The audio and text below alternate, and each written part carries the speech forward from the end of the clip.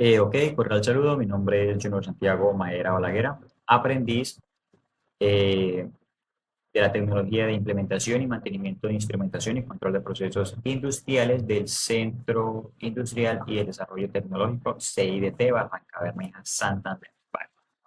En este video vamos a presentar el itinerario arranque de tres motores trifásicos en cascada en orden uno, 2 y 3. Vale. Aquí trata de tres motores que pertenecen al mismo proceso y deben arrancar en un orden obligatorio, pero deben detenerse siempre de forma simultánea. Vale. En la parte 1, nuestro esquema de fuerza, tenemos tres ramas independientes, una por cada motor, cada una con su propio contactor, su propio relé térmico, contactor, relé térmico, y su motor. La limitación general pues pasa primero por UM1, que es el interruptor magnetotérmico tripolar, ¿vale? Bueno, ahora pasamos a nuestra siguiente parte, que es nuestro esquema de mando. Bueno, lo primero que encontramos son tres relés térmicos FR1, FR2 y FR3 conectados en serie uno detrás del otro.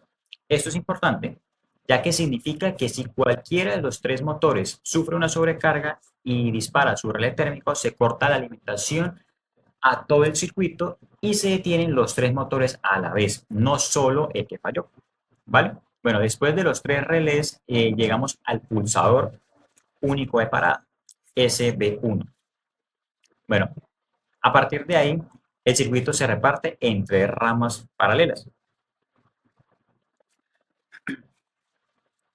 una para cada motor, con su pulsador de marcha correspondiente, SB2, SB3 y SB4. Y un contacto de autorretención de su propio contactor.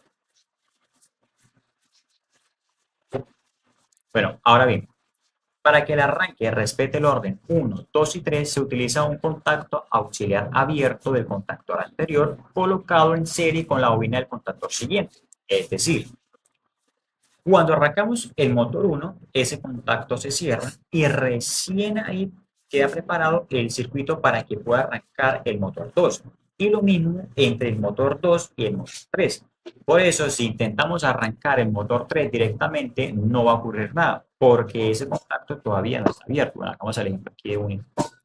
Vemos, motor, el número 3, SD4, y no pasó nada.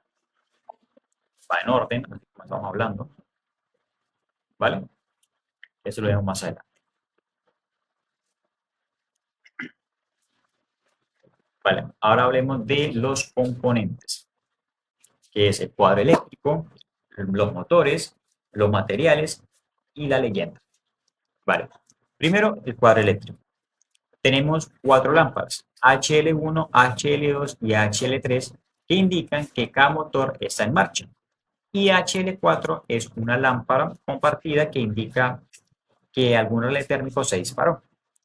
También hay tres botones de marcha,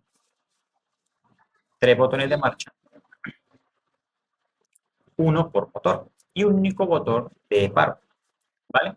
Bueno, ahora en la lista de materiales aparecen ahora tres contactores, tres relés térmicos, cuatro pulsadores y cuatro pulsadores luminosos. Vale, en la leyenda identificamos que QM1 es el interruptor magnetotérmico general, QM2 es el magnetotérmico del circuito de mando, este de acá, KM1 contactor 1, KM2 contactor 2, KM3 contactor 3, FR1 el relé térmico del M1, el motor 1, FR2 el relé térmico del motor 2, FR3 el relé térmico del motor 3. Bueno, M1 motor 1, M2 motor 2, M3 motor 3. Vale. SB1 es el pulsador de parada, SB2 es el pulsador de marcha del motor 1, SB2 es el pulsador de marcha del motor 1, SB3 es el pulsador de marcha del motor 2 y SB4 es el pulsador de marcha del motor 3. HL1 es la lámpara de M1, el motor 1, HL2 es la lámpara del motor 2, HL3 es la lámpara del motor 3 y HL4 es la lámpara del relé térmico, ¿vale? Ahora pasemos a la descripción, ¿vale? Según la descripción, los tres motores pertenecen al mismo proceso y funcionan de forma simultánea, pero a arrancarlos todos a la vez produciría una corriente de arranque muy elevada sobre la línea de alimentación, algo que se quiere evitar. Además, el proceso exige que arranquen en un orden determinado. Esto se resuelve como vimos con un contacto abierto del contactor anterior en serie con la bobina del siguiente. Bueno, la parada, en cambio, debe de ser simultánea, tanto si se pide voluntariamente como si se falla cualquier motor. Por eso hay un solo pulsador de parada y los contactos de los relés térmicos están en serie. Vale. Y como cada relé térmico ya tiene su propio testigo visual, en el cuadro solo se usa una lámpara compartida para indicar el disparo de relé térmico. ¿Vale? Ahora pasemos a la simulación. Vale, voy a arrancar primero los tres motores. Bueno, presiono el pulsador en marcha 1, arranca el motor 1 y enciende HL1. Ahora pulso el segundo pulsador, que viene siendo SB3, arranca el motor 2 y se enciende HL2. Ahora el siguiente pulsador y arranca el tercer motor. Vale. Ahora, y bueno, el de parada y se detuvieron los tres motores. Bueno, bien, enciende el primer motor y quiero arrancar el tercero. No se puede porque, como hablamos, va en orden. Listo. Ahora, ¿qué haré? En los puntos verdes, bueno, como dice acá, en los puntos verdes se puede hacer clic para romper los conductores y probar así el disparo de los relés térmicos. Entonces, hagamos el intento con este de acá y podemos evidenciar el disparo del relé térmico. Por eso, entonces, ahora lo que hemos de hacer es rearmar el relé térmico y así podemos confirmar lo que habíamos hablado hace un rato, ¿vale? Entonces, ¿qué podemos resumir? Este itinerario nos permite o nos muestra cómo se enclavan varios contactores para forzar un orden de arranque en cascada y cómo se centraliza la parada y la protección de varios motores que trabajan en un mismo proceso, ¿vale? Tenemos un cuestionario, el cual nos dice, con todos los motores parados, si se acciona el pulsador 3, ¿qué ocurre? Bueno, si presionamos directamente el pulsador de marcha 3 sin haber arrancado el motor 1 y 2, no ocurre nada. ¿Vale?